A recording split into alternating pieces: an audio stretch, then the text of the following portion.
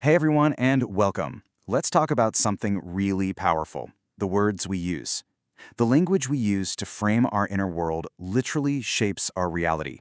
So today, we're going to explore a huge shift in thinking, moving away from mental health and toward this incredible concept of mental wealth.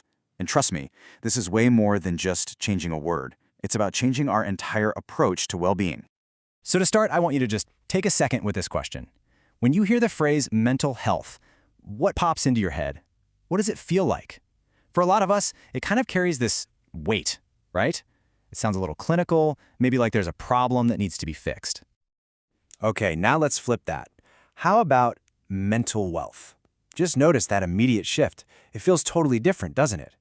It sounds like an asset you can build, a resource you can grow. It sounds abundant, full of potential. Let's dig into why that feeling is so important. To really build this new, more empowering way of thinking, we've got to first understand why the old model is, well, kind of broken.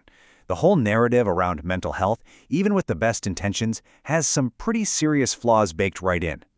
It really starts with the language itself. The term mental health often creates what's been called a sound of illness. It puts our internal state into one of two boxes. You're either sick or you're not sick. And when that's the frame, our brains are automatically programmed to go looking for what's wrong. And that problem-focused language leads right into the next issue, the identity it assigns us.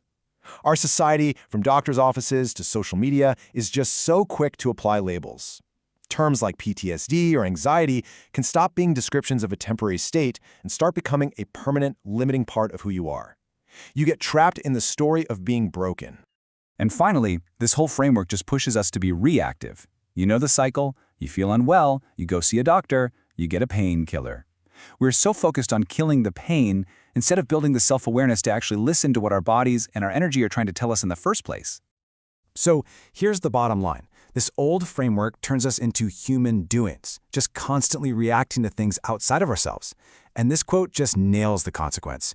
We end up acting like bulls in a china shop, completely unaware of the negative impact our reactive state is having on us and everyone around us.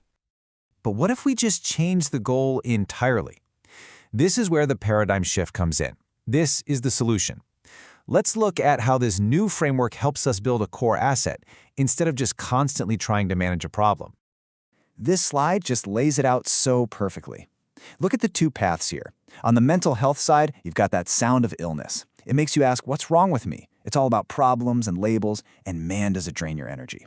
It keeps you as a reactive human doing. But then, you look over at mental wealth. It's a total 180. It creates a sound of well-being. The question becomes, what do I need to flourish? It focuses on solutions, it generates energy, and it empowers you to be an intentional human being. This isn't a small change, it's a completely different game. Okay, so this all sounds amazing in theory, right? But how do we actually do it? How do we build this wealth? Well, it's not just some abstract idea. It's grounded in 3 really clear, actionable principles. Let's get into the how-to. The foundation of any kind of wealth always starts with individual investment. So, pillar number 1 is simple, but it is so profound. Work on you. This is all about proactively taking responsibility for your own well-being before you're forced to. It's about seizing the perfect moment for action. You know, the ancient Greeks had this fantastic word for this, kairos. We all know about chronos. That's just a clock ticking by, 1 second after another. But kairos is different. It's about quality, not quantity. It's that right time, that opportune moment, that little window of opportunity that you have to be awake enough to spot and brave enough to grab. And there's this incredible story that brings this to life. The author talks about feeling completely overwhelmed after a brutal 6 months. The pressure was just building and building. They felt this strange pull to Croatia and just booked a flight. It was only when they got to this little town called Trojer that they discovered it was the historic home of the Greek spirit Kairos. That trip wasn't an escape. It was a strategic investment in their own mental wealth. They seized their Kairos moment. And this is a great way to think about why ignoring those moments is so dangerous. Just picture your mind as a bucket. And every single pressure, a deadline, a tough conversation, a family problem, is a tennis ball you toss in. You just keep adding them, one after another. What's going to happen? Eventually, the bucket overflows. That's burnout. That's the mind shutting down. Working on you is about taking some of those balls out before it all spills over. But of course, we don't live in a bubble. Our well-being creates ripples that affect everyone around us. And that brings us to pillar number 2. Energy is everything. You got to think of energy as the invisible currency that actually shapes the culture of your team, your family, your organization. And this slide just shows the two sides of that coin so clearly. On one side, you've got this toxic cycle called transference of pressure, or TOP for short. A stressed-out leader dumps on their manager, who then dumps on their team.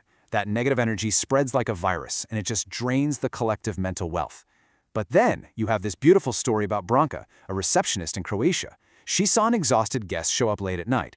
Instead of just going through the motions, she sat them down and gave them genuine human connection. Her time, her attention, her care. She didn't transfer pressure, she generated wealth. So we've got working on ourselves and we've got managing our collective energy. But what's the switch that turns both of these on? That's our third and final pillar. Awareness is the key. And this is all about making that critical jump from just knowing something to truly owning it. I love this because it just hits the nail on the head. Think about it. So many of us know we're burned out. We know a project is draining us, but we don't own the responsibility to set a boundary or ask for help until we're completely running on fumes. We know, but we don't own. Awareness is the intelligence that closes that gap. It lets you spot your kairos moment and recognize the kind of energy you're putting out into the world. The big takeaway here is that shifting from mental health to mental wealth isn't just a cool idea to think about. It's a practice.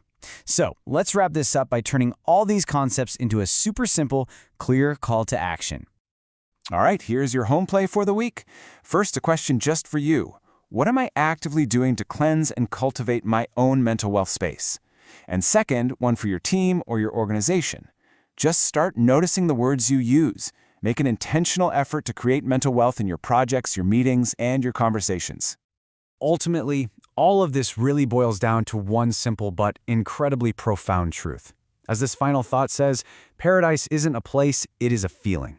And cultivating your mental wealth, well, that's the work of creating that feeling of resilience, creativity, and genuine well-being from the inside out. Thanks so much for tuning in.